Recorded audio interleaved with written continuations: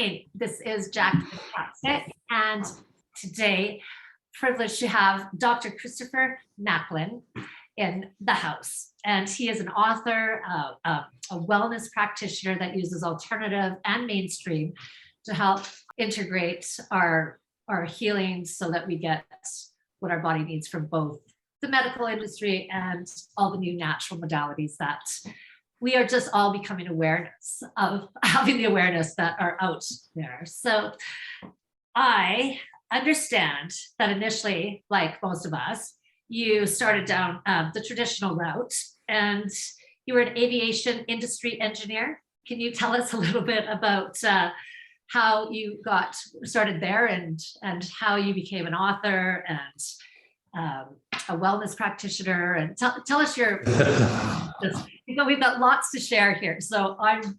Oh yeah. It was interesting. I realized that at the age of 4, I was pretty gifted. You see things and you realize, oh, other people aren't seeing. Like I saw a craft in the sky. I said, Dad, there's a craft in the sky. I go, where? Couldn't see it. So I can see things through a different time space than everyone's got gifts. And that's one of my gifts. And I could also see attachments. And I remember one night when I was 4, there's a great big reptilian thing in my bedroom, and I could see it. Dad, there's a reptilian thing. Where? And I realized very quickly you couldn't see these things. So I learned to manage them and, just commanded it to leave. It went. Oh, that worked. Because there is other beings, Anyway, moving on from that. So I went to school, severe dyslexia. So they put me in the remedial, like really thick class. You're thick and don't know what to do with you. So I'm on the bottom of the group, but brilliant at maths, but no good at English, and I'm still not. So you might think, why is he an author? I'll tell you later.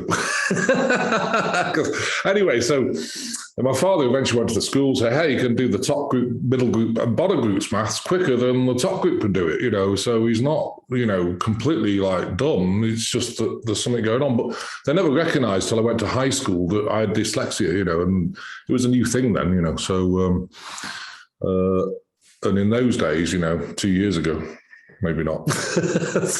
They just didn't have diagnosis for it, didn't understand it. But, a lot of gifted people do have dyslexia because their brain works in a different way, and that's okay, So anyway, moving forward. It just doesn't fit into the societal box, right? No, you don't. And you and I you see things really different. Oh, yeah, absolutely. You just don't fit in the box. Dad thinks you're nuts, but he's not my father's. Long story with that.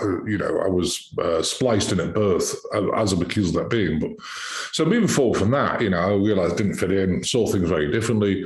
And then I did an apprenticeship and I got sponsorship to do a degree. And the first thing my father out of his mouth was, oh, you're too thick to get a degree. I thought, right, I'm going to get one. Let's do it, So I did it. And then I went for a master's, too thick to get a master's. Now, Cranfield, where I studied in England, is one of the aviation, world-leading aviation things. It only does, postgraduate courses. So anyway, I went there, got a master's. So did very well, couldn't stand the work, didn't enjoy it at all. And I thought, I don't understand this. I'm earning tons of money. So what, but I'm not enjoying this. And, I would say to the listeners, if you're not enjoying your job, you need to rethink your life because you spend a lot of time there. Nowadays, if you look at people, they get PTSD because they're doing about 10 people's jobs, just one person, because, of course, they don't want to employ anybody.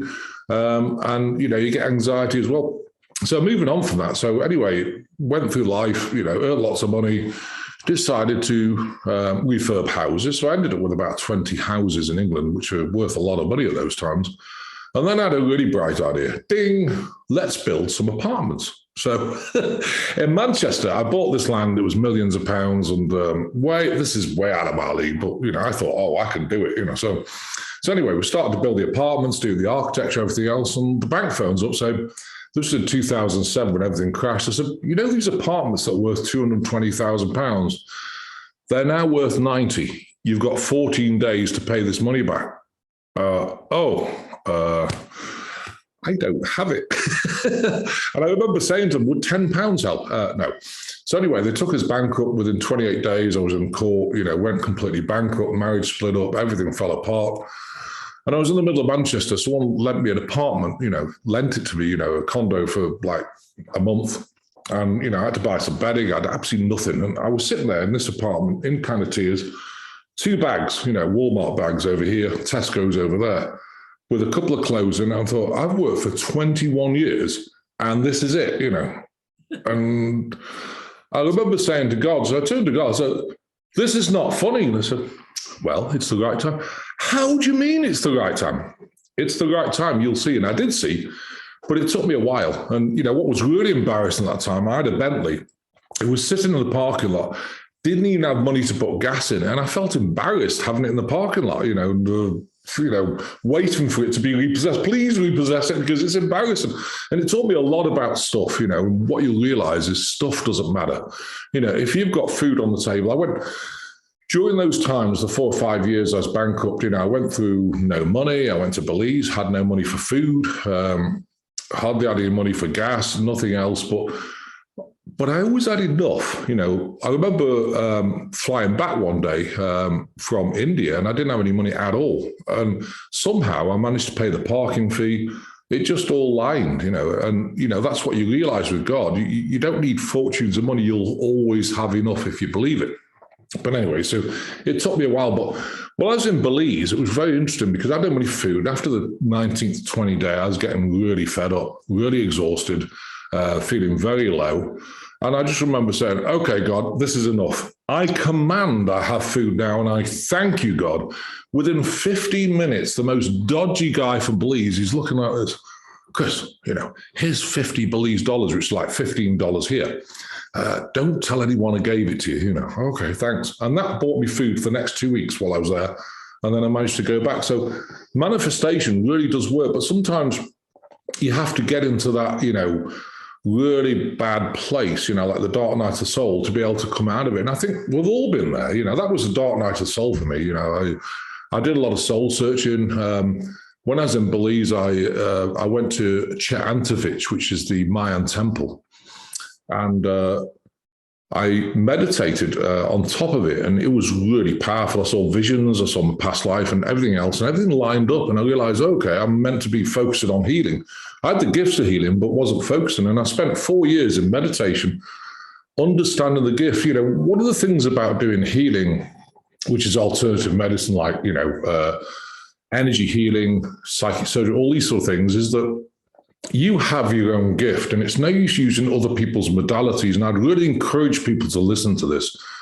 If your gift is your gift, you need to understand with your angelic beings, whatever they are, how it works. And that's through meditation. They show you cause and effect, how to solve it.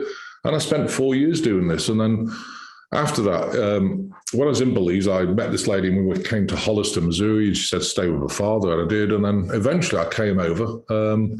And we set up Christopher Macklin Ministries, which is, the project of it is the Global Enlightenment Project. And it's to help enlighten people, and get them back. Because now I've got back to a sovereign being. All the powerless victim and blah, blah, blah has all disappeared. Now we're doing it, and it's important really that, people need help to get there, to that sovereign place where they've got this power with them. Let's get out and do stuff in the world, because there's so many people right now need help. I mean, we work on thousands of people a week, and, the mental challenges people are having is huge at the moment.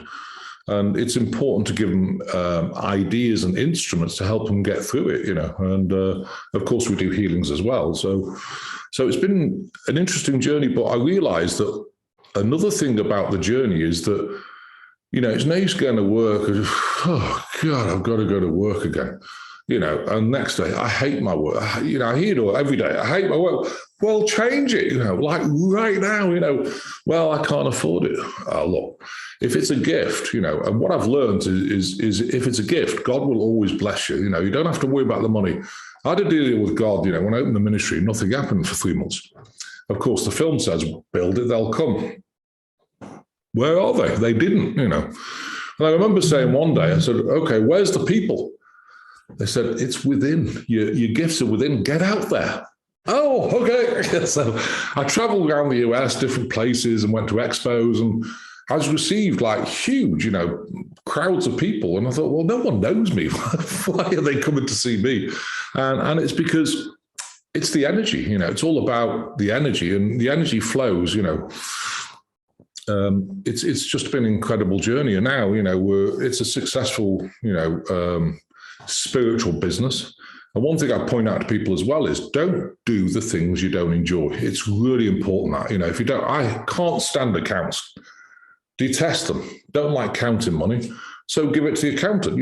I don't want to do the IT. Can I do it? Yeah, of course I can. But do I want to spend the whole day messing with computers when I can be doing healing? We get the IT guy in. And so, everyone's got their place. We've got girls in the office doing the bookings. All I ever do is the healings, and that's all I do. And I think it's really important to just focus on that gift and feed the families that need feeding, and help them as well, and it's been highly successful. But it does take that faith to be able to step out and say, well, forget about how you're going to make the money.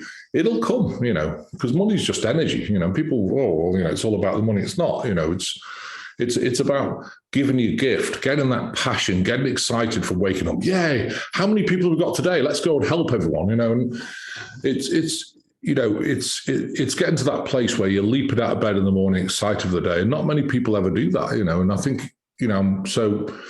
Me as a facilitator is just helping people get back to that sovereign place. They find their gifts, and then they're good to go. So love it. I love it. It's awesome. I have had this. Yeah.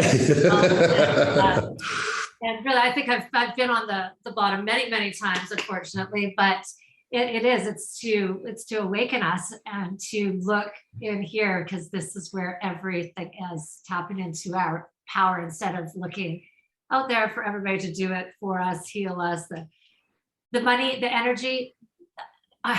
We're all raised that you have to work hard, it doesn't grow on trees. It's all that reprogramming that is so... It's abundant, I know it's true. And, the programming also, you're powerless, you can't talk to God yourself. You've got to go through some pastor, or you've got to speak to somebody, or no, you don't, God's right with you, all around you. And I think through meditation and connection.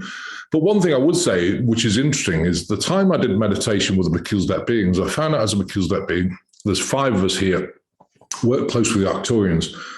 I started meditating, and I meditated one day, 4 hours, nothing happened. Next day, nothing's happening. And it's very easy to give up. But if you've got the tenacity and the power, right? And I said to them, I don't care when you turn up. I'm right here. We're doing it. And it took about a month. I was meditating every day, 3, 4, 5 hours, whatever. And because it sounds crazy, but they're brutal in some ways, because they don't want to waste their time with somebody who's not committed. So they want to see a commitment. So they always work at 1 second to 12. They'll keep, you keep meditating, nothing happens. Meditate, nothing happens. Eventually I say, wow, he or she is really committed. Right, let's contact them. Let's get going. And when that happens, you get downloads, crazy things happened. And it was just magical, absolutely magical. But you got to have the tenacity. Don't think, I'll just meditate for half an hour. That's the only time I've got. It's like having, and the other thing I think is really important is gratitude. Having the gratitude that you're connected to God. They teach us that, get a gratitude stone. Okay, God, you got 5 minutes. I'm grateful for my wife, my car, my whatever you're grateful for. We're done, because I don't have time for you. It doesn't work like that. To me, the passion is part of the gratitude, is part of the whole life journey, being a sovereign being. And I'm grateful every second and minute of every day. I thank God every day for all the blessings, that's brought in my life, And it's a feeling of it, not just talk is cheap. You got to be it, and I think that's a really key instrument to really moving forward. I think they say to act as though you're already there, because the universal laws, if you believe and you ask, believe that you receive instead of looking.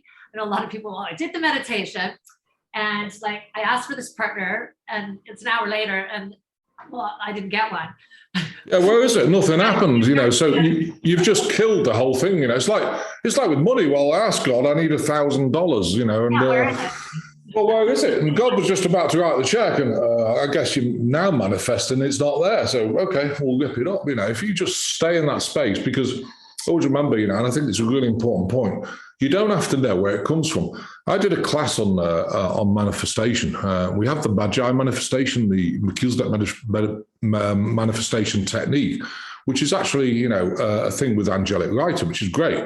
But it's a halfway house to be able to get there. When you're there, you manifest every day. Things just come into your life. You think, wow, this is incredible. But I think, you're right. It's so easy to, where's it coming from? The answer is you don't have to know. It just appears. I remember doing this teaching, and they all came back next week. There was just one lady, she was about 74, and, I said to her, okay, so what do you manifest? She said, well, I wanted to manifest $430, and she didn't know where it's going to come from. So she did this manifestation technique, and within the week, the American bank, one of the American banks phoned up and said, well, you've been with us for so many years. We've decided to give you exactly that amount, 400 and whatever it was dollars. And she dropped the phone. She goes, wow, this is incredible. So you never know where, and it's not for us to even think about it. You just know it's there and it's in the ethers and it's going to come down and manifest. So it's been an amazing journey, Would I want to go back to bank? It's so fun once you start to manifest, and you just ask for the little things to start, right? So that you can build that muscle. So that's it. You just get confidence. I remember when I first started the ministry, I wanted a projector, and it was $1,000. And I started deliberate. Well, we've only got like $900,000, and it'll wipe the whole account. And hang on a minute, I'm just being third dimensional. Stop it. So I just went out, I bought it that day. I said, okay, God, this is your projector for your work that I'm participating in. I'll leave it to you to put the money back. Within 2 days, that money was back in the account, and I couldn't believe it. I thought, wow, this is incredible. So it was incredible. It really is just that. It sounds, for somebody who's not in that groove, like you say, it really is that simple. It's just falling into that within, right into your heart space, baby, right? Oh yeah, it's your heart space. It's your whole perception. And then asking, and start with little things, right? And then notice. I do an intention every morning. For today, I intend to know what your day looks like, and then kind of put in something extra. And boy, oh boy, at the end of the day, when you check in, and as you're going through the day, you don't want to know where it's coming from. It just is so much fun. It's a powerful process. And like you said, you're talking about, and the snowball that you've created is quite something. And that's how it happens, isn't it? Just that. Oh, it is. You just got to hold the space for it. I mean, where these people come from. I've even had people, clients who, well, I was looking for healing, and your website just came up on my computer from nowhere. I wasn't even touching the keyboard. It appeared, that's God stuff, Because I did a deal with God. I said, when I first got to America, I absolutely hated money, hated it, because I thought it was all evil and everything else. And anyway, Pastor sat me down, because what I was doing is I was taking energy exchange, like, you get like a bottle of milk for, healing or something, tomatoes. She sat me down and said, well, and I thought, this is not working. I don't know what to do with it, And she sat me down and said, well, can you go to the electrical company, and pay with tomatoes? No. So if you go to the hairdresser, can you give them a lettuce for a haircut? No. She said, well, why is that? I said, well, it's the wrong kind of thing. You need dollar bills. She said, but what's the difference? Dollar bills, lettuces, tomatoes, it's all just energy exchange. And I've realized that even if you think money's evil or dark, it depends to me what you do with it. If you get blessed by something, that turns that energy of the dollar bill into something really positive. And then, of course, you move it forward and pay other people. And, I've changed my whole perception. But when I first got here, of course, because of the bankruptcy and the hurt with that, I thought money was evil. It's not, it's just energy, so. Yeah, but those are generational stories and patterns that have been passed down to us. I worked very hard growing up in our house. I always had everything I needed, but I didn't have any affluence at all. But lots of my friends had more than enough. And so to know that and to watch and see what they were doing differently was like, okay, well, they're not doing anything differently. Just to understand that it really is just our thoughts and our beliefs about that exchange.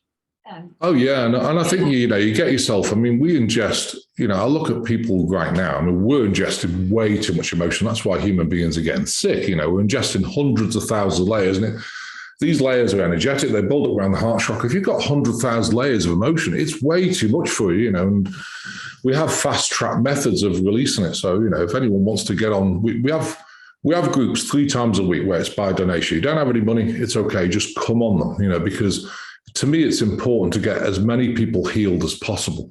Where do we go for that? We're 3 times a week, you're doing energy healing, because this is everything. This is what's causing the cancers. It's all the blockages. Yeah. Well, primary cause of almost everything. Cancer is emotion. Secondary cause, pathogens mutating the cells, turning into tumors. So, but when people say I've got stage 4 cancer, nah, it's not going to kill you. The tumor's just sitting there saying, hey, you better pay attention to me, or I will pay attention to you, because your body's off balance. And if you take care of the emotion, start releasing it big time, if we take care of the pathogens, we have a technique to kill off pathogens and get rid of them, then the tumor's just like, oh, we'll fry that with a particular energy, and it gets rid of it. Cancer's an easy fix, it really is. You've got no food once you take away the blockages and it just starts to fizzle out, because you're not feeding it with the fear and the whatever else, right? And all bacterial and pathogen is obviously a bacterial modified thing, but all these things, if you've got a high vibrational body, and I mean really high vibrational, where, you're leaping out of bed, you're excited for the day, everything's amazing, you feel blessed, even though all the stuff going on in the world, look, it's people are fixing that, let's help as many people as possible. When you get into that real space, become a warrior, you feel like you could take on the world, let's do it, let's do as much as possible. And with that vibration, all these things become, they just don't grow in the body. They become not redundant. What's the word? Can't think of the word, but it's like it's not replicating. It just sits there because your vibration's way too high. And of course, your immune system, the main parts of that is the thymus and spleen. Because you've released the emotion, you've got great T cells, you've got great antibodies, you're not going to get sick. I never get sick, ever.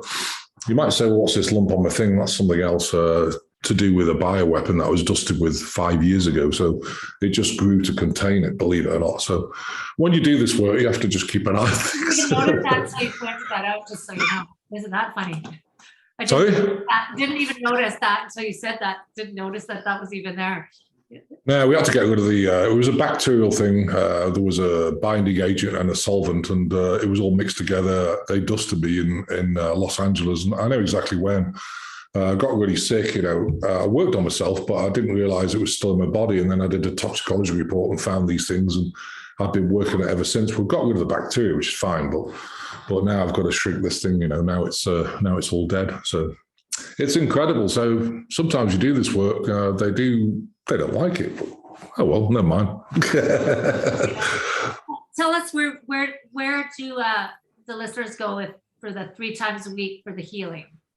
Yeah, so you go to globalenlightenmentproject.com and go on the front of the website. It'll tell you, the general healing groups. They happen on Monday morning, 9 o'clock Central Time for an hour, Thursday, 5 p.m. Central Time for an hour, and Saturday, 11 a.m. Central Time, and we normally have them on Facebook, live on YouTube, and also Zoom as well. It's good to, register and get on Zoom. Awesome. I mean, even if you just showed up and tried it. Yeah, if you don't like it, oh well, so. That's right. But a lot of times I find that, we talk about energy, and I think that, I guess, just so many years of understanding it and reading about it and having that passion about it, I forget that not everybody's understanding what it is that I'm talking about. Well, you forget that, it's interesting. When I first was to write a book, someone said, if you want to get anywhere, you've got to write a book. I thought, you have to be kidding, because I've got dyslexia. I can't spell for toffee. So it's funny because, just so you know, I feel your pain, and my kids have it too. It's just I don't even like reading. I don't know about you, but when you read, you read a sentence, it doesn't make sense. Then you miss the words out. You read it again, and it's just frustrating. And you think, well, I'm not digesting the content. All I'm doing is trying to read, focus on reading that sentence. And so my wife reads to me now because she's brilliant at reading. She's brilliant at all that sort of thing. That's not, and she said, look, it's not your gift. Don't even bother with it. Focus on your gifts. And I thought, wow, you're right. After all these years when you've been put down because you can't spell, and actually, I've got other gifts and, focus on them. But we love Amanda. Amanda is your wife. We love her. Yeah. She's great. Here. Yeah, absolutely. We do stuff together, especially we've got a plethora of meditations as well. But, it was interesting. When I first wrote a book, so, you go through this thing like, oh, you've got to be kidding. I've got to write a book. So I remember I met this lady in Alaska, and I stayed there for a few days, and she was going to support me. She didn't in the end, but that's okay. But she gave me this big, thick folder to read. I thought, great. So I opened the first cover, and it was this very well-known author that I can't remember, so I don't know how well-known she is, but something she said really stuck. And she said, the stuff that you take, the things that you take for granted, is other people's come to Jesus moment. Like, oh my God, that's incredible. Because, it's like with you, Jackie, you get so used to things that when you talk about it, people get lost and you can see them glazing over. And I realized that the amount of stuff I understand about, the body and how it works and everything else, so I've probably got dyslexia because I need an interface between what I know and the outside world. And we have a ghostwriter. So what I do is, get on Skype, put your headphones on, walk around the parking lot, whatever, dictating. And, then she'll say, well, I don't understand what you mean by that. So, that expands. And then, oh, I don't understand that. And in that way, she's dragging the information because I tried everything, dragon naturally speaking. And I remember I was talking about Greys, Zeta Greys, and I was doing this one paragraph, and I said Zeta Grey, and it came up, when it recognized it, came up with "Have a nice day," and all this. So by the time it had, discombobulated the whole thing and didn't produce it properly, you couldn't even read it if it was nonsense. So this was the best way. So I know all about that. People that know me will tell you, hey, that Jackie does that stuff too. They get stuff from me, they're like, what the heck? But apparently, what the heck is that? Even though it comes across to the door that we're not doing a very good job, apparently we are very we're brilliant in other ways. Well, that's the thing, everyone's got their gifts, and your gift doesn't have to be spelling, It's like, singing. I mean, Mandy, my wife, is an incredible singer, she's incredible. Am I incredible at singing? Well, if I went to a concert, they'd probably get off and don't come back because it's dreadful, And it's the same with, art. If I went to a gallery with my art, look, you need to change your life because this is not it, get out. So everyone's got their gift, art can be healing. You look at a picture sometimes, you think, oh my goodness, it's got so much energy in it, and the same with sculptors, the same with cooking. I love cooking. I don't know about you, but I love cooking. But I need a recipe. I'm not one of these people who, well, there's 4 things, go and produce something magical with it. I can't do it because I don't know what the tastes and how they combine. That's a true chef, and so I don't have a gift for that, but I love cooking. I get a passion for it. You have a glass of wine and you're cooking and everyone enjoys it as long as the recipe's right there. So good for you. Yeah, it's amazing. I'd like to love cooking again. I just keep having too many kids. Every 9 years I have another one, and it's back to the nobody likes this, nobody likes that. Short order cook, right? It's like, oh. Yeah, I know. Oh gosh, it's crazy. And I think that when you are cooking and you are enjoying it like that, it turns out so amazing. And then I believe that the energy from that actually feeds your body and your cells so much. I always have a saying. I say, the energy of the cooking blows your pantaloons off. But we actually made a shepherd's pie for a friend of ours. They came round and anyway they ate it. Oh, this is magical. Proper English shepherd's pie with minced ground lamb and everything else. And he took it home. I said, well, why don't you take it home? And he ate it and kept putting it on Facebook for the next 4 days. He goes, this is gorgeous. Bless his heart. So, it's just, you've got to find things that you enjoy as well. Because I think, the way life is at the moment, it's kind of changed. And I think it's really, really important to find things that give you passion, like, I don't know about you, Jackie, but when I go out to restaurants now, the food tastes like blah, I don't like it at all. It just doesn't taste well. It doesn't sit well. And I think, that's why we cook mostly at home and we cook for other people as well, because it's a ministry, we invite people for dinners and do things. Because, when you put love in the food, it's just magical. And I think we're all getting more hypersensitive as the energies are changing. And I think, people say, well, I don't feel like anything. Well, there's always something you'll feel like. Just eat what you feel like, It's difficult right now with food for a lot of people. So talk to me a little bit about, you've talked about the Arcturians and the Greys, very, very kind of in the conversation. I'm not sure if other people have picked that up or not, but can you expand on that a little bit for me? Yeah, I mean, Who are the Arcturians and the Greys? I know, but just for our listeners who might not have. Well, the Arcturians are obviously off-planet beings, angelic beings. They're actually helping us with a huge project at the moment, which is a pyramid project I'll talk about later if you want. But, the Melchizedek beings work very closely with Arcturians. We have 3 watchers who always watch us, so we always have 3 craft appearing, to make sure we're okay because of the project we're doing down here, which is interesting. So the Arcturians, 9th and 12th dimension. You've got Palladians, obviously 5th dimension.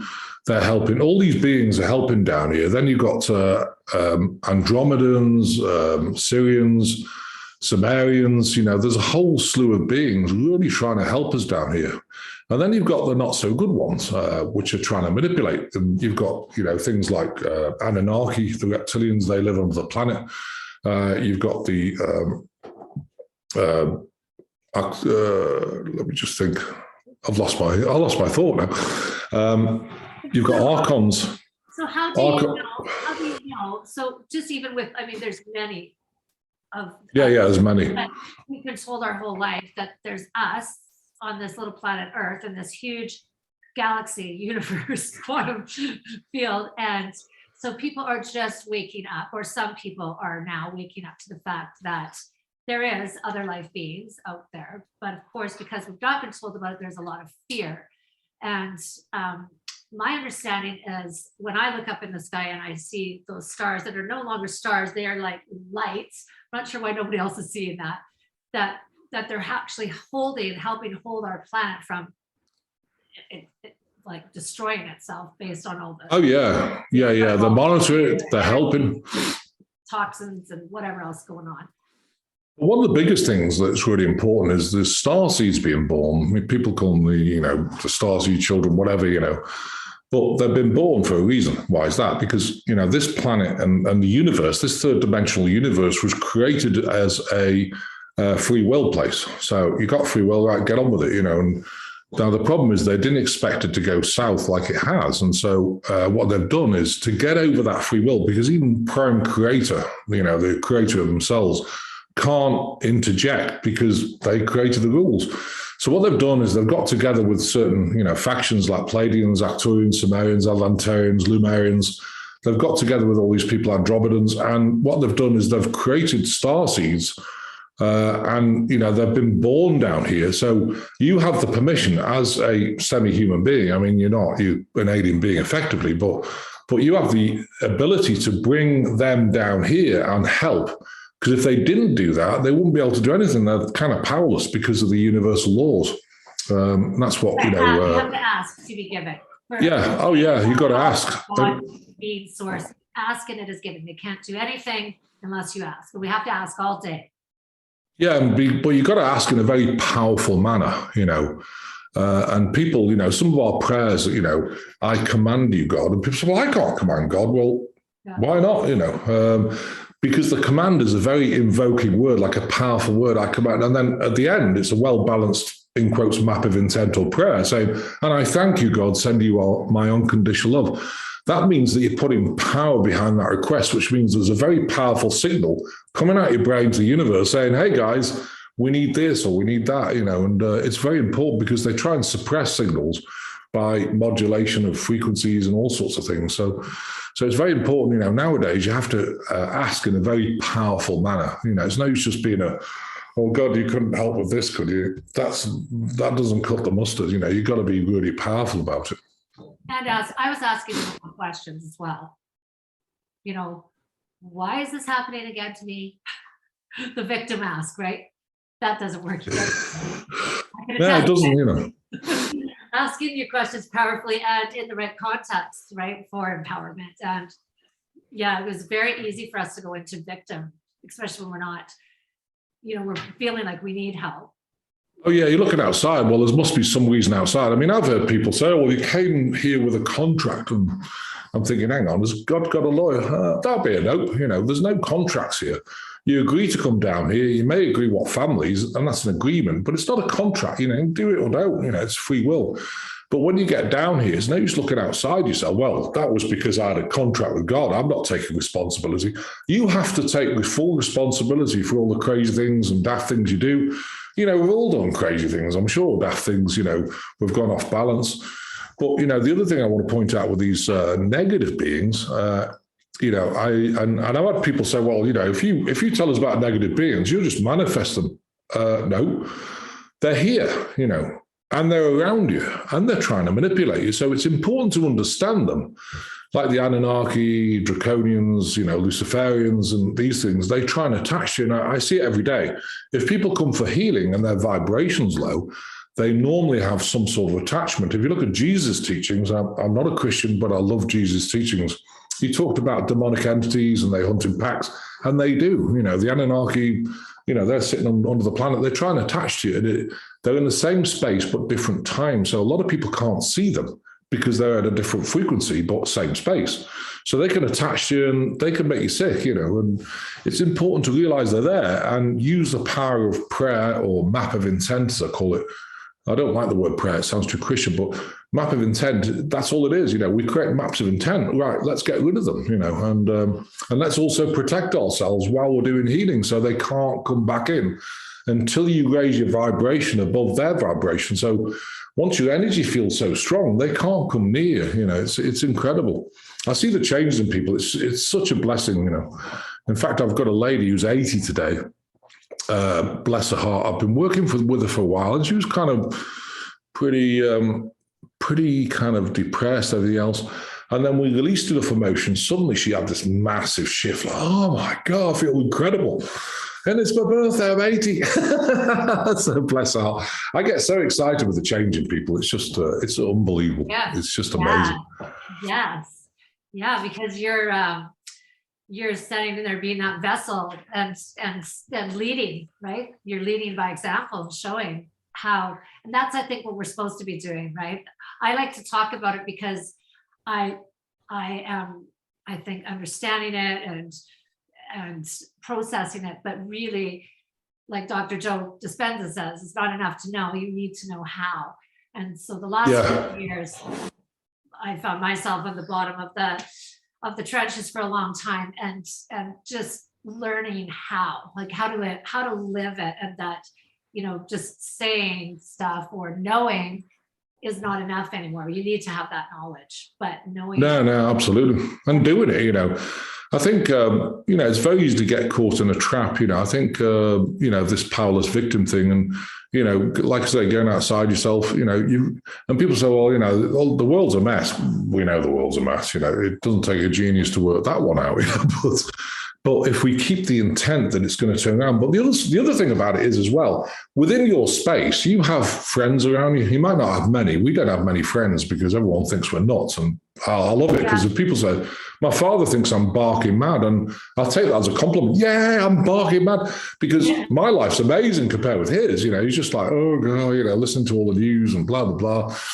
And I think, to me, switch it off, get in your space, find things that give you joy, do some meditation, yoga, Pilates, whatever your practices are, you need to keep them and not just do them for like 2 minutes. Oh, we're done now. I haven't got the time. Make the time, because this is a great time for us to make time for ourselves and get back within and discover ourselves, I think that's a really important thing.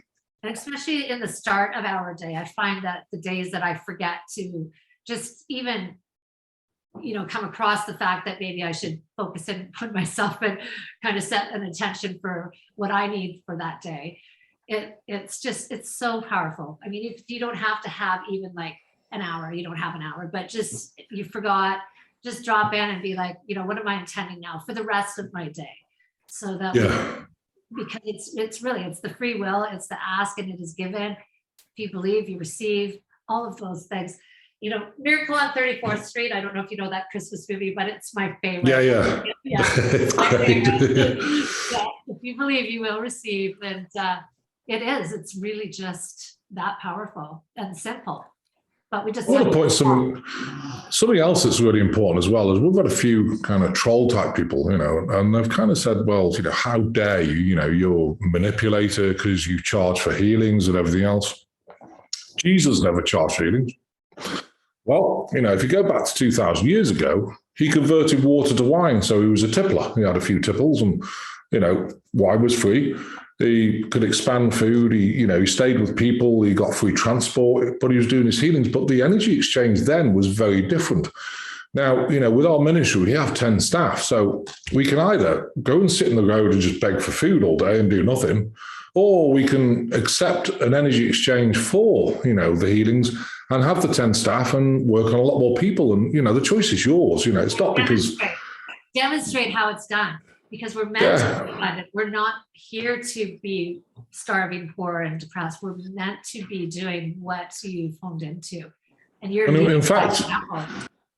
Oh, yeah. And I think, you know, being poor and starving means that you're not going to focus on anything except trying to get some food, you know, which means that your gifts aren't going to come out because you're depressed, everything else. So you've got to take a step back. All this, I call it kind of a psyop teaching, you know, of what we've been brought up with, ancestral things, you know, like you say, powerless, you know, even, you know, if you look at part of the, you know, doing communion, you know, I don't agree with communion, but part of it, you know, is the creed is like, we are not so worthy as to gather up the crumbs under thy table.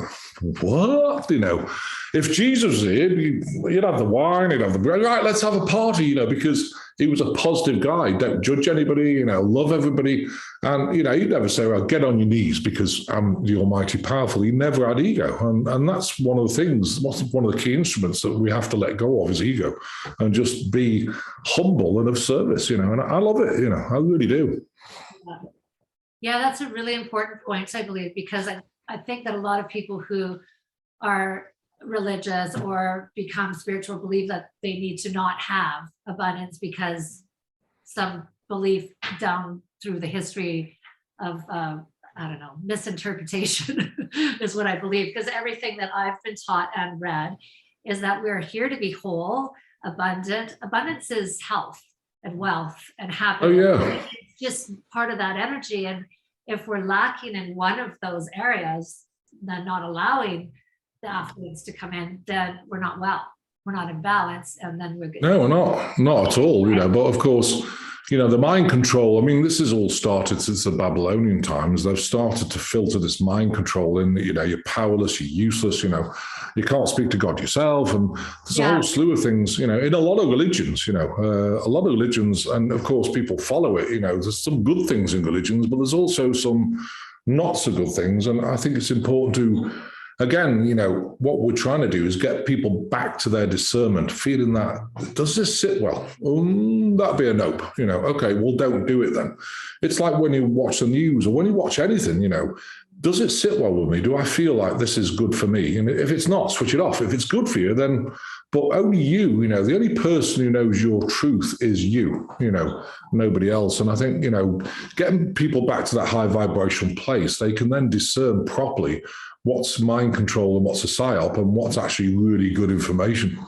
And again, that's just getting you back to your sovereign self, you know. And when you tap in, you know, when you ask, you can feel vibrationally. If you're feeling, I learned something that has been really, I'm quite an empath is what I've come to understand. Oh, I am as well. And boy, oh boy, I just carry it all. And then all of a sudden I'll stop and realize that I'm just feeling full and heavy. And it's like, okay, what part of this is mine? And then if I can just close my eyes, and I learned this from a podcast, can't remember the name of the course that it is. So PodPoc, PodPoc is one of the words that they use to break down energetically the patterns of the generations. So and so anyways, but incredible when you say, you know, whatever energy that I'm carrying, return to center with love and consciousness. And then just feeling your body and like apparently we're only carrying 2% of what we're carrying is ours. The rest of it. Yeah, the rest of it's the collective. And I believe that's even more intense right now. But, before it's huge. Russia was doing something, well, that wasn't anywhere even in our world. But now Russia's doing something and it feels like it's on your neighbor, like it feels like it's on our back door. Oh, yeah. It's interesting. If you look at the planet, it's got a crystalline structure around it. I don't know if anyone knows this, but anyway. And one of the kills that, the reason why we're here is to police that and clear it. And we clear it with the Arcturians. Now, we clear it once a week. Probably about 3 or 4 years ago, you could clear it once a month. It was okay. Now we clear it once a week. It's still not enough, but we can't. And, I think what's happened is that it's transferred down to people to take the responsibility of, like you say, exactly, is this mine or is it not? And like you say, 2% of yours, the rest of it's the collective. And we have a prayer, again, map of intent to remove it, just like you said, and it kind of goes like this. I am of God. I ground myself to the earth. Dear God, I take all the collective from my body and I send it back to you, God, with unconditional love and forgiveness. And I thank you, God, send you my unconditional love. So the God realm decide what to do with it. But, you can feel the shift. And, you need to be doing this on a daily basis because this energy is so like pea soup that, if you do it now, within 2 hours, you can feel like, wow, I feel overwhelmed. And people get complete despair from these feelings. So it's really important, the prayers on the website, if you want to use it, you can print it off and, there's a ton of prayers there, in fact, but, for different things. And, it just helps. If you do it 4 or 5 times a day, it's going to remove that collective. You'll feel a lot lighter because you're not carrying the collective energy, which is really crazy right now. It's amazing. But just having the awareness that that's probably what's happening. You're walking and all of a sudden you're driving and then you're agitated, irritated, whereas you were singing 2 minutes ago. You're probably picking up Buddy over there who's his energy, it's just really that intense right now, isn't it? Oh, it's nuts. And of course, like you, we're all, a lot of starseed people are extreme empaths and you feel everything. I can go for a beer and I can feel somebody's, energy, like their sadness or whatever it is, you have to learn to block it as well. And just, again, just put a sphere around your unconditional love and just send it out, just keep in your space. It's important because you can't be on duty with the empathy all the time because it'll destroy you. So it's important to, refocus your mindset. Right, I'm going out 5 feet around me. It's clear, and I'm not going to take anyone's. And if you set that intent, then you're good to go. Otherwise, you won't be going out because you're going to make yourself sick. Yeah, this has become a daily practice for me. I have a great shaman coach, and he has taught me how to protect myself and to do that daily. And it is, and it is throughout the day. Whenever, just if you start feeling like you're agitated or whatever, just what part of this is mine, and just close your eyes and feel. Virtually nothing. Well, we have a prayer protection. The most powerful prayer. Well, the most powerful prayer we have is the 27 esoteric Merkabah field prayer, and that's really powerful. If you say that 3 times a day, and if I repeat it, it's you ground yourself. I am of God. I ground myself to the earth. And then you focus in your mind, dear God, I command that we create 27 esoteric Merkabah fields around me to protect me from any negative entities, fractals thereof, manipulations, and transmissional frequencies that are not for my highest good through all space-time continuum in every dimension. There's one really important thing. People always say, well, why do you talk about space-time continuum and dimensions? And the answer is, if you do a prayer and focus down here, that's great. But a lot of these beings are off planet, in a different frequency, different dimension or whatever. So it's very important to run that map of intent through all space-time continuum in every dimension to trap all the beings so they can't manipulate, So it's kind of an important point. People often ask me that a lot. And so the beings that are on our planet that are not helpful to us, what are they called again? You've got Anunnaki, Draconians are very dark. You've got Luciferians attached to the Vatican. You've got Archons. Archons are interesting because they have no body. They float through dimensions, but they're energetic and they just attach to you. So it's like having negative energy attached to you. So it's important to remove these things. And don't forget, if you remove one, send it back to God, it's gone. Next one's there, because they hunt in packs like Jesus was, teachings. And so it's important to, if they're hunted in packs, they're all there anyway. So, once you've taken it and removed it off your body, and if you get an anarchy or draconian stuck to you, it sits in the abdomen. It affects the intestines, so it paralyzes the intestines from the end of the rib cage down. So when you eat, it gets further down. You feel blah, abdomen's bloaty, taps in the lower back, damages the L4, L5 disc, sends you negative thoughts. So you get all these kind of crazy thoughts like, oh God, you're useless. That was pathetic, and all these thoughts, and it just, drags you down. It also hangs on the shoulders or neck. So people's shoulders or neck are always really tight. Even though it's a being in a different dimension, it does affect the body. So it's just important to be aware of that, not scared of it. Let's remove them and let's get you back to a high vibrational place. That's the key. Interesting. What about, is there any that are in form that we see or how, like, is there anything that we would be able to see that we would know or not? Like, is it just energies that are taking on within people? No. I mean, they can switch in this dimension, but, Anunnaki can actually shapeshift. So it's interesting. If you see a person, and I don't know if you've ever met somebody, you think, wow, this person's really dark. You can feel that darkness in your chest. The chances are they're a reptilian creature that has shapeshifted. Now, again, we have a map of intent which can reveal them. How do we do that? Well, if you look at the person and say this prayer to yourself, obviously don't say it. Again, ground yourself. I am of God. I ground myself to the earth. Dear God, I command that you show this person in their true form. They can't hide from that. So what will happen is you'll see like a overlay, like an opaque, but you'll see it clearly, of a reptilian creature around them. It's amazing. So if you ever think someone's really dark and are they reptilian, just do that prayer and they reveal themselves. They can't get out of that. Awesome. Yeah, I think that I have been experienced, but I'm not educated, or I don't have the knowledge to know what is exactly happening. I just know that have experienced different energies that don't feel like they're of the light. Well, the other thing they manipulate you with is holographic inserts, especially companies like Walmart and different places. And so what are they? Well, what they do is the only way to explain it is they put a bit of software into this environment, like, for example, in a store in Walmart or in your environment outside, where it changes the whole perception of what's there. So, for example, our local Walmart, I don't go there anymore, actually. I've never shopped there for quite a number of years, but I remember going into the place and they've normally got bolted tables down where, Subway is. And I walked in, the tables were missing. All the colours were wrong.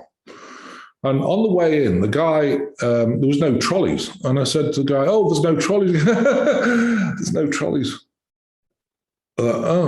So people don't communicate properly. Okay. So I asked God, is this a holographic insert? Yeah. So what it is, walk out, did a prayer. Okay, ground yourself again. Dear God, I command you, remove this holographic insert from my life right now. We thank you, God, send you an unconditional of so be it. Walked back in, the place was completely different. And what's interesting is when I become an American citizen, we had to go for a medical. So, of course, you go and see the doctor and he's just checking over and you say, well, I've got to ask you 3 questions. I've got to look in your eyes to see if you've got any, kind of response to it. I said, yeah, that's fine. He said, one of the questions was, have you ever been into a store or a place and people weren't communicating and everything felt discombobulated completely? And I knew exactly what he's talking about. I don't know what you're talking about. Can you repeat that again? This was the CIA checking in. Did you know about I said, well, I don't know what you're talking about. So, okay. Well, clearly not then. We put down no. But they were asking if you ever experienced a holographic insert because they want to see whether you got the gifts to understand them or not. So that was quite interesting, So these instruments are there. These instruments are there to set people off balance. But again, don't have the fear. We have maps of intent. God's way stronger than all of this stuff, And that's where God's got your back, full stop, as long as you allow it, And that's the thing about getting to a high vibrational place. God's got your back. You're safe. No one's going to touch you. I don't believe in guns or anything else. I'll never carry a gun. I don't believe in them. It's just me personally.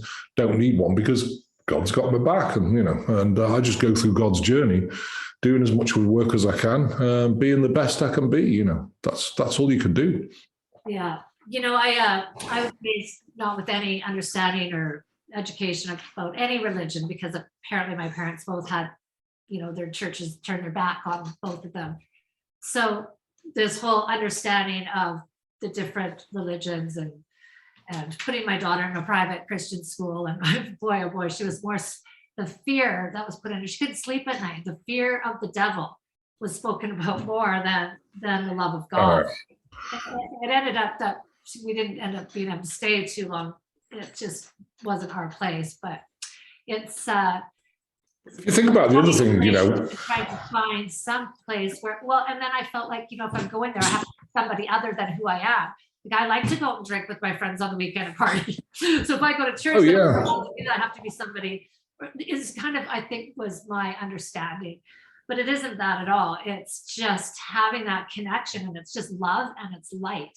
And that's all it is. Yeah, but even the spiritual community have been taught, like, I'm of service. So they sit there, I'm of service. They're sick, they're not doing so well, but they keep saying love and light. Well, you can't talk about it. You got to be it. You got to change your whole life. And they just sit there. Well, I'm ready for God to tell me what to do. Well, if you don't meditate, if you don't do something, you're never going to find out, because as soon as you start connecting with your angelic beings or, your guides, things really start changing, and you'll, doors open, or a door will open, you walk through it. Wow, these opportunities are amazing. You get excited, and then the whole life changes. But if you just sit there doing nothing except saying it to everyone, love and light, it's not cutting the mustard, And it's like Christianity. I mean, I'm kind of picking on Christianity a little bit. Like I say, I love Jesus' teachings. They're amazing. But if you look at one of the things with communion, so you're going to communion and you're drinking the blood of Jesus and eating his flesh. Is that a good thing to do? Probably not.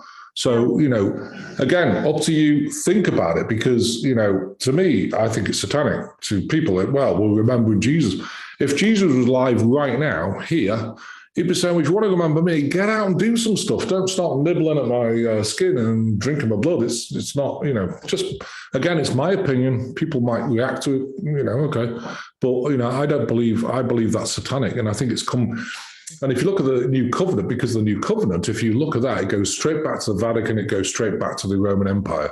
It's all about sacrifice. So to me, you've got to do your homework. You've got to do your investigation. I'm not saying all Christianity is bad, and any other religion for that matter, but there's bits of it that have been, entrenched in the religion to try and set people off track. And doing a ritual every week is, in my opinion, not so good. But who am I? So just a thought. And when I did, on that note, when I did take my daughter out of that school after the few different situations, we were told, well, you can't have a relationship with God unless you're here at church. And I looked at them and I was like, okay, I'm taking what? all time.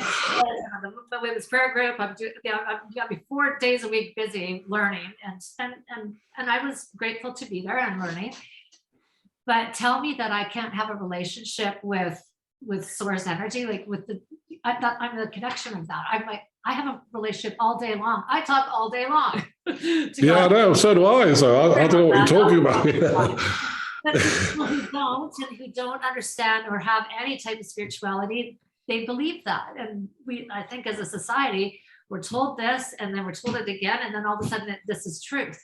And I believe that a lot of our beliefs and our programming is just a whole bunch of bullshit that we haven't even gone back through to check in on. And that. Oh, it is bullshit. And I think what you got to do, again, even if you're Christian, I'm not criticizing Christians, do what you like, but take the good bits of it, don't take the fear, there's all this fear mongering, we're in the end days. No, we're not. We'll manifest whatever we want, and if you hold the space for it all, it's going to, it's a beautiful world, and, people always forget, there's all this stuff going on. What about the amazing, 20 million today, amazing things that happen in America, like Betty in the soup kitchen, she's just retired after 47 years, God bless her.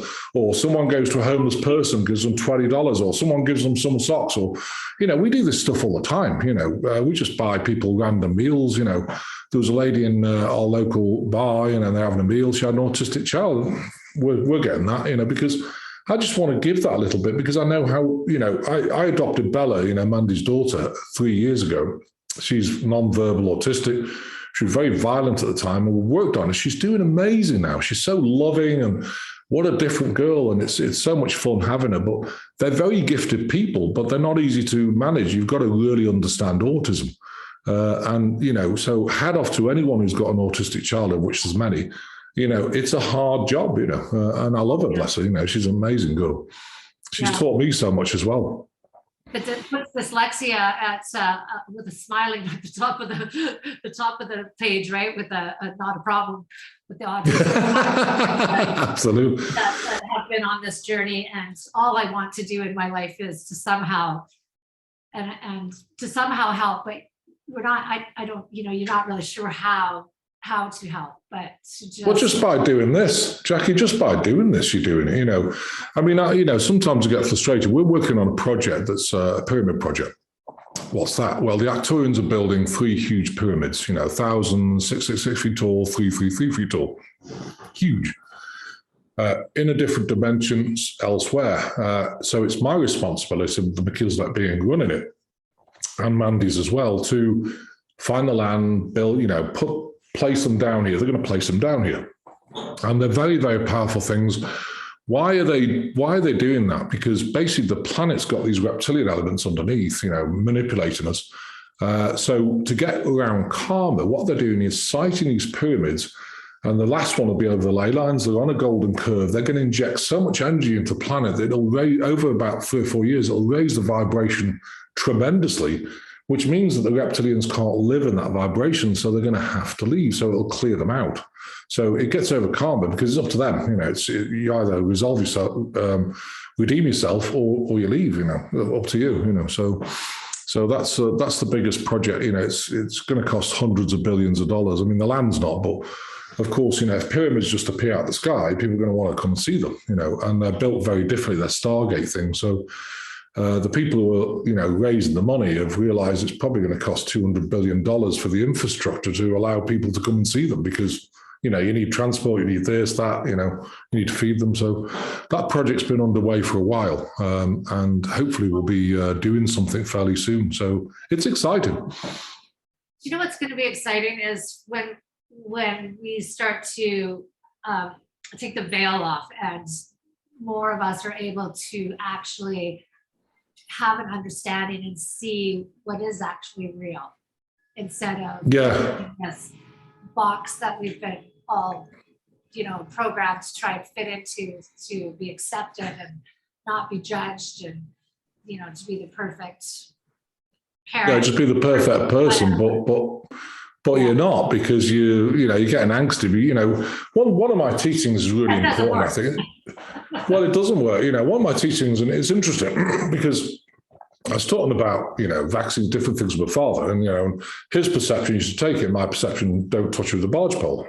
And I said to him, you know, he was getting all upset. You know, well, you should take it. I said, Dad, look, your understanding of what's going on in the world right now is your understanding. And that's completely true in your mind. My understanding is absolutely different. That's true in my mind. So I said, okay, who's right or wrong? He said, well, I said, the answer is nobody. Nobody's right or wrong. You're right with your perception. So I'm not going to judge you, but don't judge me, you know, because it's okay. My perception is different. And you go, oh, wow, you're right, you know. And I think that'll help people, because I know there's been a lot of fractures of different families and different things going on. It's been really tough for people. But again, you know, forgive them, because it's their perception is correct in their mind. It's their life journey. Just love them for who they are. Don't judge people. It's really important, that point, I think. Yeah, my brother was sending me some death skulls. I was going to kill myself and my kids. And that's what I said. Let's just agree to disagree. I just have information that's different than your information. And if I do this and I feel like I will kill myself, and you feel like if you don't, right? It's just a different perspective.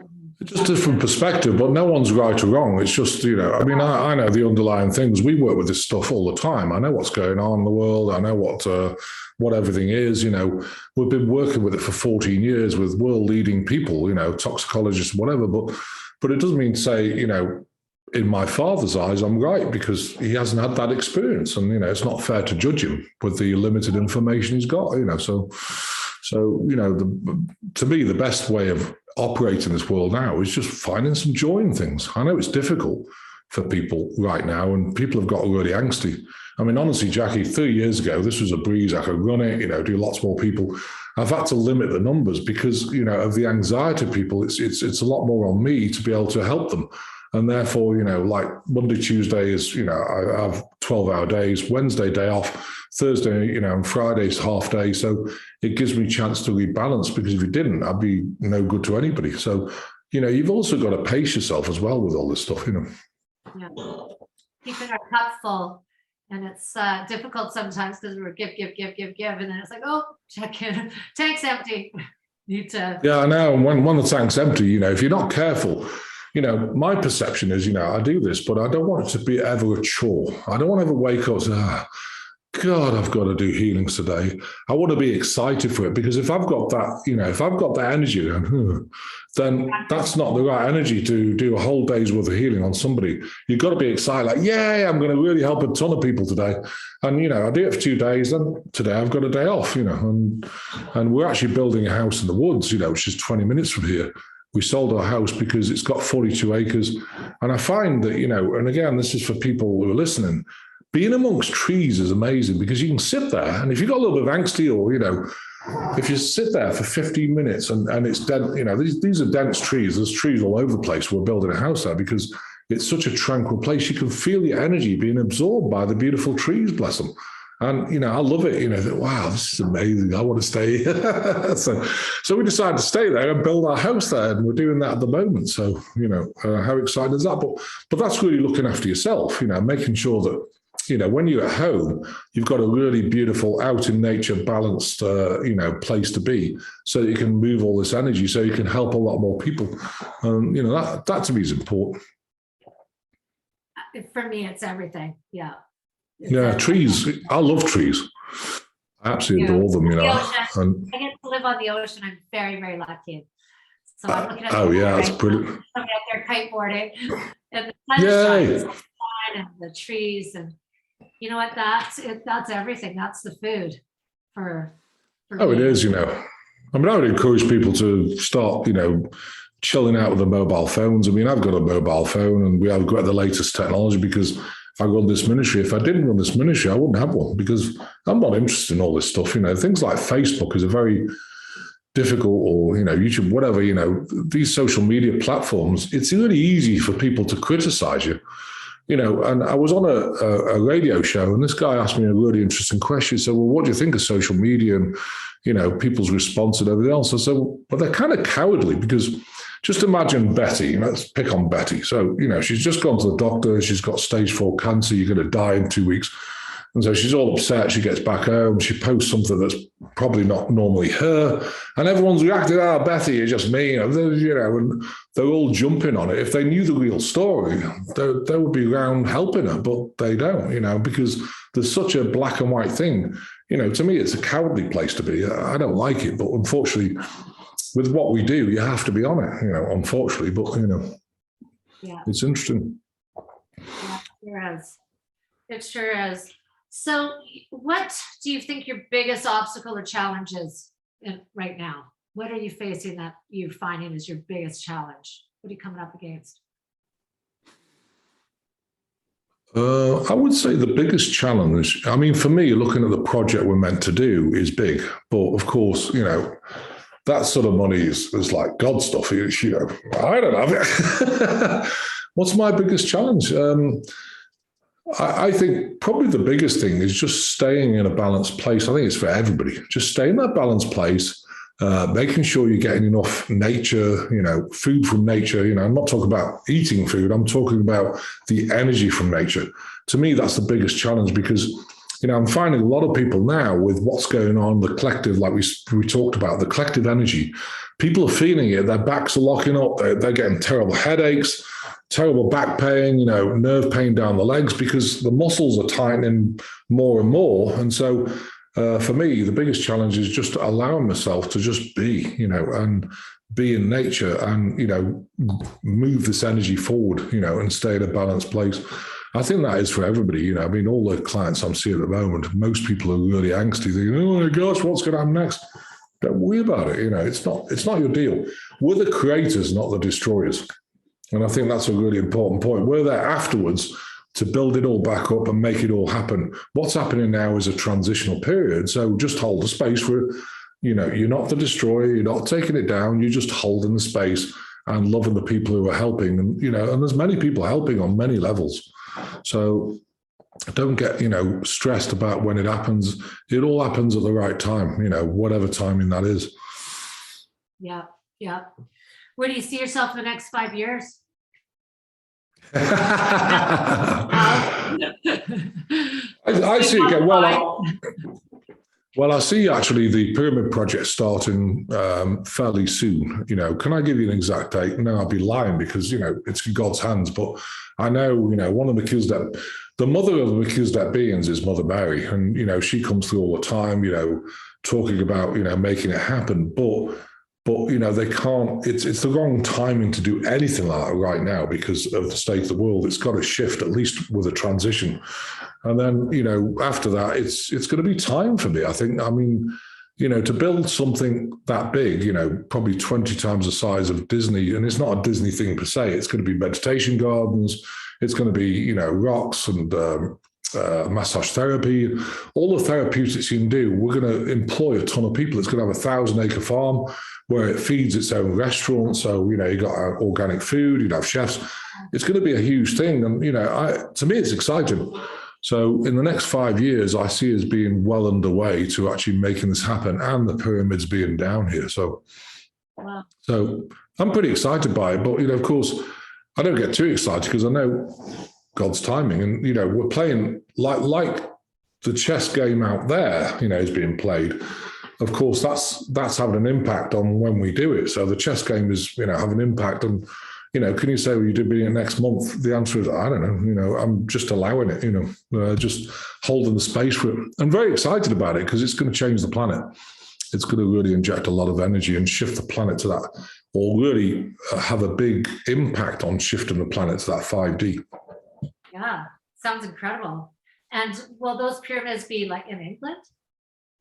Or where? I'm not sure. No, they're going to be somewhere in America. I can't tell you where, but I mean, I live in Missouri. I don't even know that, but I live in Missouri, Branson, well, near Branson, Hollister, Missouri, and it's going to be somewhere, you know, in America. If I tell you, the problem is if I say over the air where it is, then of course, you know, the deep state and whatever will start buying up all the land and whatever. So someone, they can't buy all Americas. Or maybe they can. So your biggest takeaway from your life lessons in so far would be? I think the biggest thing is you just surrender. The biggest thing that's most difficult to people and surrender to, people say, well, how do you surrender? You know, what do you do? And the answer is you just, you know God's got your back.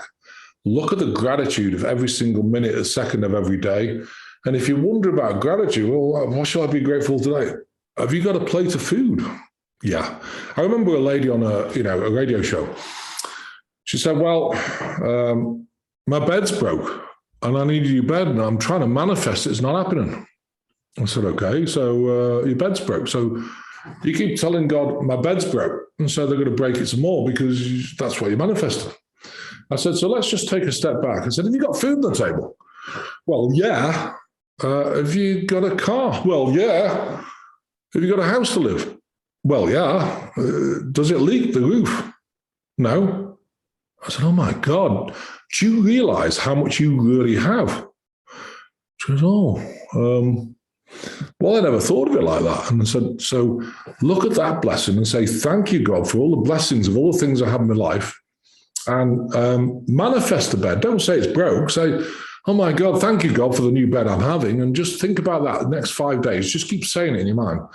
You know, she phoned the radio station. Within 4 days, a charity phoned up and said, I believe your bed's broke. We're going to give you a new bed. Can we drop it off this afternoon? She had a new bed. And I said, you know, she came back on the radio and said, oh, well, did it work? She goes, absolutely. It really absolutely does if we get out of the way. If we just get out of the way, it just put it out there, release it, and just forget about it, and just know that it's coming or it's here. Or they say that if you didn't see it, then it's already here. You just have to open up to allow it in. Yeah, let's do it. Yay. I've got a good, can I share an affirmation with you if you can? Yes, please. Okay, the affirmation goes like this. It says, I am divine love and wisdom, and I am worthy of all the abundance God has in store for me. Full stop. There is no doubt. Now, don't be saying period, because it's not as powerful. Full stop has got that ring to it, And, say that, because, if you really think about it, I am divine love and wisdom, and I am worthy of all the abundance God has in store for me. Full stop. There is no doubt. It just helps create that intent that, you're worthy. I hope that helps. I have these affirmations. I write them on my mirror. I think anybody ever came into my house, I get these, epiphanies or downloads. And of course, I've got mirrors everywhere, because being a hairstylist for 30 years, I've got lots of mirrors around. And that's what I do. And those affirmations for me are life-changing. They are, because I believe just growing up in abandonment and understanding that it's not my fault, and that I am worthy, and I am a connection of the divine, as we all are, and just owning that love and that light and that power. And when you really get to that place, it's interesting, because when I was in, I think it was Belize, when I've been in that Mayan temple, I raised my vibration enough where you feel that love of God, and it's so blissy. I think we've all been through it. If you've been at the bottom, when you get to the top, you can feel like this bliss, like, wow, and you just lie there for hours, and you're being fed from the unconditional love of God. It's a feeling that, if you've ever experienced, I'm sure you have, there's just something like no other. You can't even explain it in words. And, I think the other thing about it as well, words, I can't spell, but because I don't do spells. Words are spells, of course. And that's probably why I can't spell. Oh, that's good.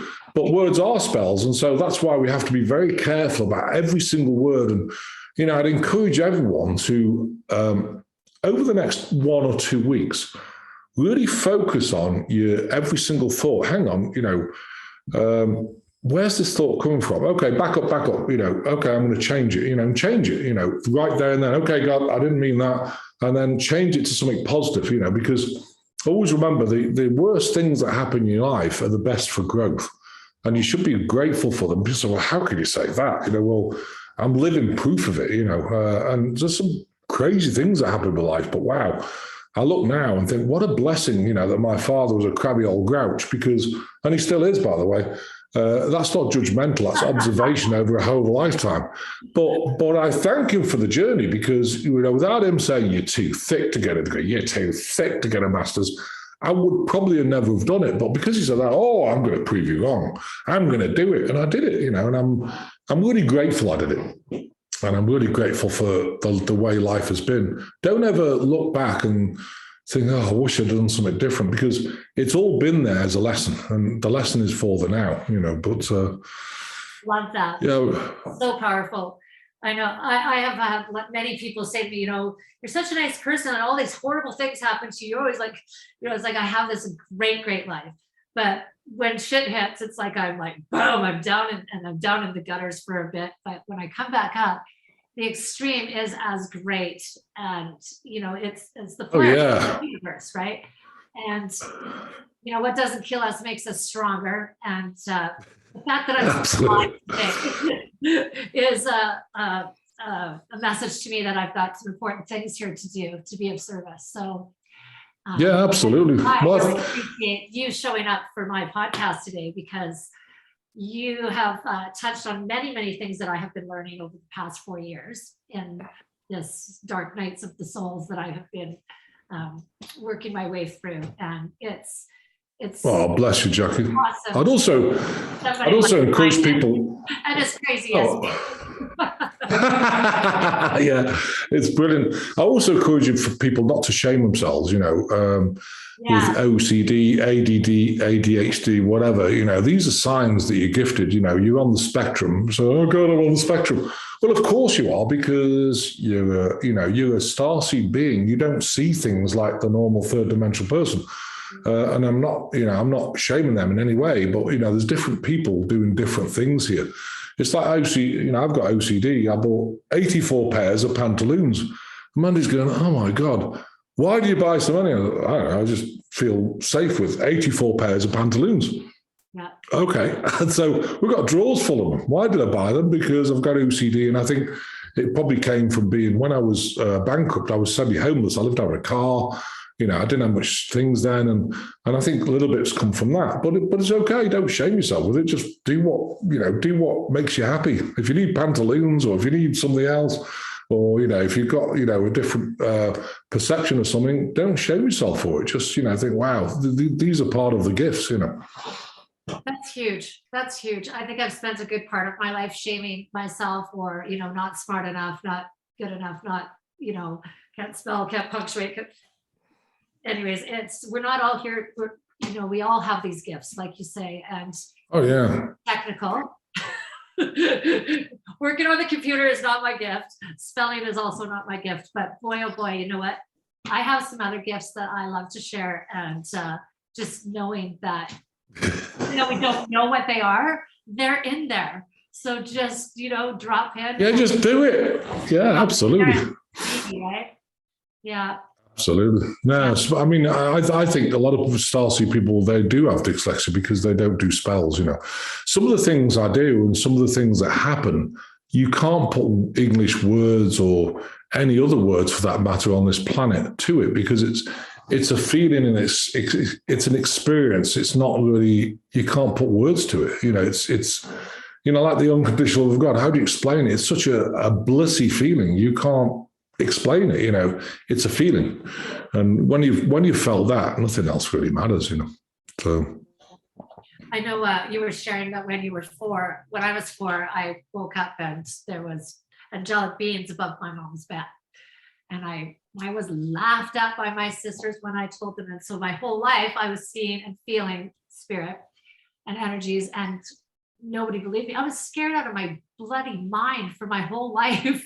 And so, having to explain to somebody, and they've never seen, or they really do think that you're not quite right.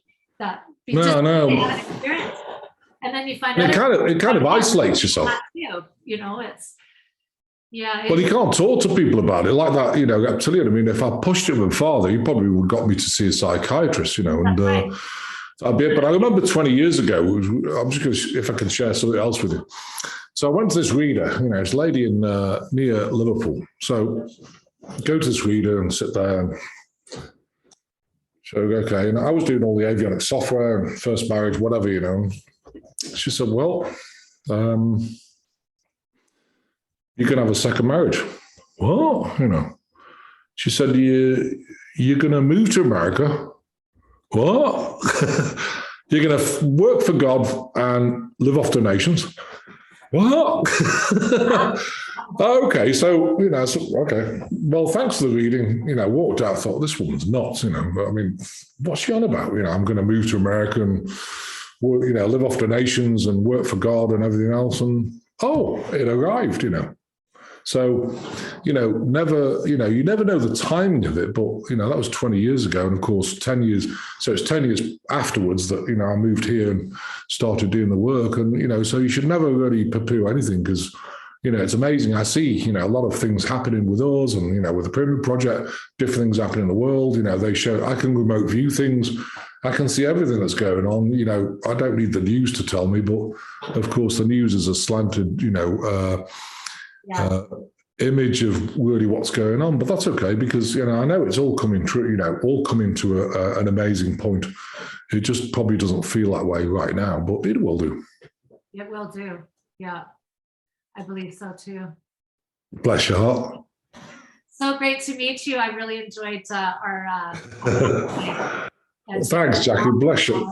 We'll make sure that wonderful. We have your information on the site with this podcast, so that people can get a hold of you and drop in for some free enlightened the Enlightenment Project is the name of your Global Enlightenment Project. Yeah.